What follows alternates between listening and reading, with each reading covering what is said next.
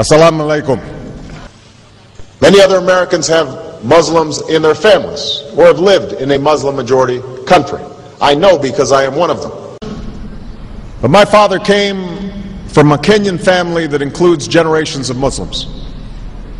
As a boy, I spent several years in Indonesia and heard the call of the azan at the break of dawn. I have known Islam on 3 continents before coming to the region where it was first revealed.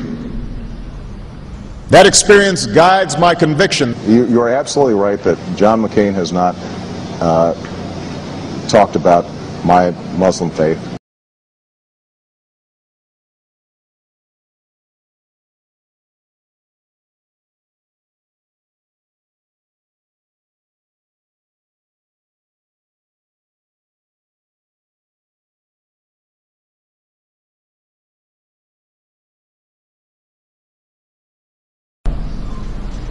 As the Holy Quran tells us, the Holy Quran teaches that, the Holy Quran tells us, and the Holy Quran also says,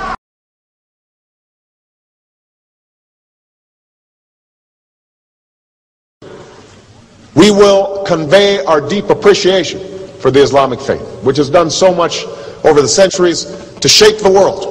I would like to speak directly to the people and leaders of the Islamic Republic of Iran. Their great and celebrated culture. Over many centuries, your art, your music, literature, and innovation have made the world a better and more beautiful place. We know that you are a great civilization, and your accomplishments have earned the respect of the United States and the world. I also know civilization's debt to Islam. It was Islam at places like Uluzar that carried the light of learning through so many centuries, paving the way for Europe's Renaissance and Enlightenment. It was innovation in Muslim communities that developed the order of algebra, our magnetic compass and tools of navigation, our mastery of pens and printing, our understanding of how disease spreads and how it can be healed. Islamic culture has given us majestic arches and soaring spires, timeless poetry and cherished music, elegant calligraphy, and places of peaceful contemplation. They have fought in our wars, they have served in our government, they have stood for civil rights, they have started businesses, they have taught at our universities, they've excelled in our sports arenas, they've won Nobel Prizes, built our tallest building, and lit the Olympic torch. And when the first Muslim American was recently elected to Congress, he took the oath to defend our Constitution using the same Holy Quran. In ancient times and in our times, Muslim communities have been at the forefront of innovation and education.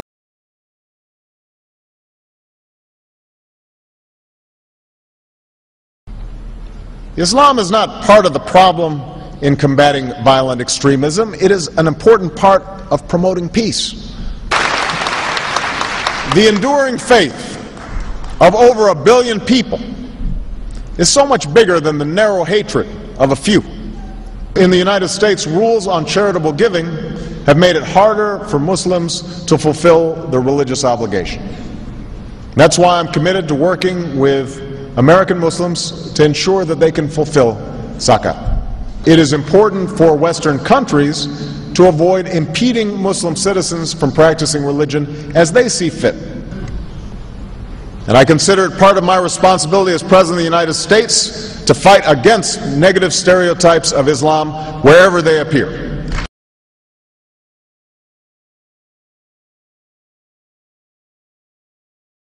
We are no longer a Christian nation. We do not consider ourselves a Christian nation. The United States has been enriched by Muslim Americans.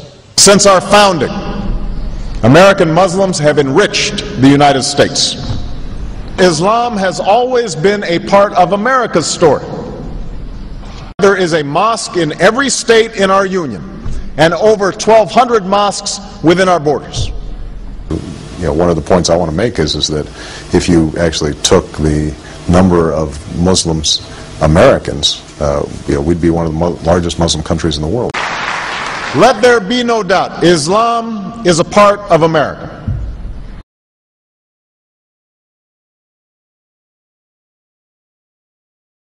He did bow to the Muslim king, while he did not do it to the British Queen of England. And by bowing, he showed the world that I am subservient. I do bow down to you as a Muslim king, something no other president has done with Saudi Arabia.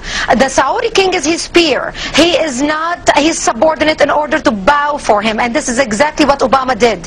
Usually it is out of respect that someone would nod his head when bowing to royalty, and the ladies will give curtsy. But Obama went beyond what is required as a head of state and bowed to the Saudi king, and that's unacceptable. It sent the wrong symbol. When you say it sends the wrong signal, what signal do you think it sends?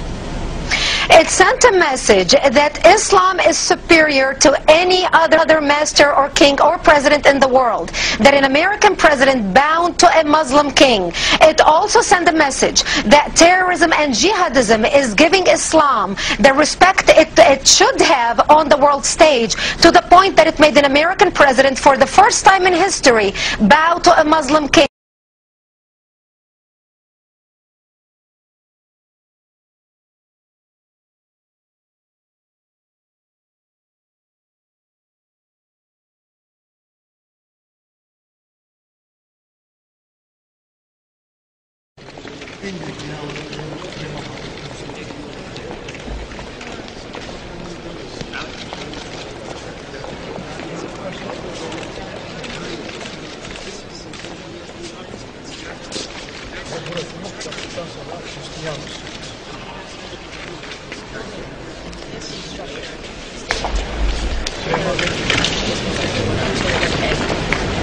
And this is a common thought shared by all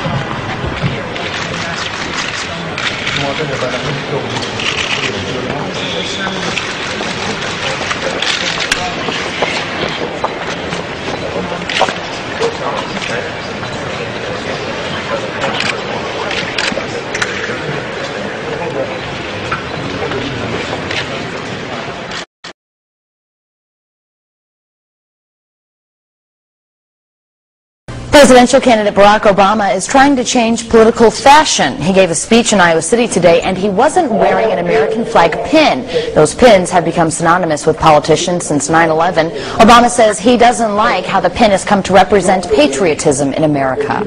I won't wear that pin on my chest. It's a little weird, Alan, that in the middle of the campaign the guy takes off the American flag that most people wear because they're proud of their country. Let me speak as clearly and as plainly as I can. America is not and never will be at war with Islam.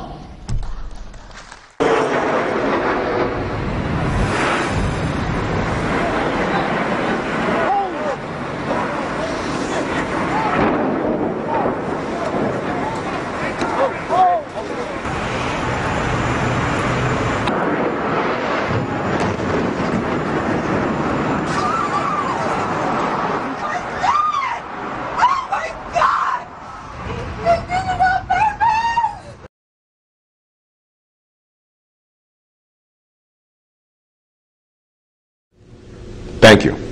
And Eid Shoma Mubarak.